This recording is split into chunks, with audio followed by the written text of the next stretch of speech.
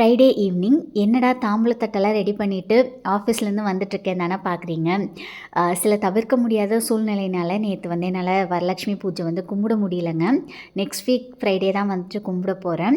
எல்லாம் ரெடி பண்ணி வச்சு கடைசி நிமிஷத்தில் கும்பிட முடியாமல் போனது கொஞ்சம் வருத்தமாக தான் இருந்தது. கண்டிப்பாக வீட்டில் இருந்தேன்னா இதை பற்றி நினச்சிட்டே இருப்பேன். ஸோ ஆஃபீஸ் போயிடலான்னு சொல்லி அன்றைக்கி வந்து கிளம்பியாச்சு.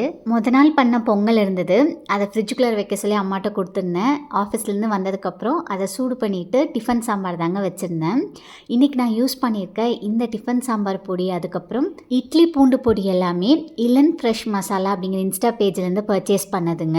இதில் ஆடட் கலர்ஸோ இல்லை ப்ரிசர்வேட்டிவ்ஸோ இல்லை வந்துட்டு ஆர்டிஃபிஷியல் டேஸ்ட்னஸோ எதுவுமே வந்துட்டு கிடையாதுங்க. ரொம்ப ஃப்ரெஷ்ஷாக நம்மளுக்கு ப்ரிப்பேர் பண்ணி கொடுக்குறாங்க. பேக் ஓப்பன் பண்ணுறப்பவே அந்த ஃப்ரெஷ்னஸ் உங்களால் ஃபீல் பண்ண முடியுங்க.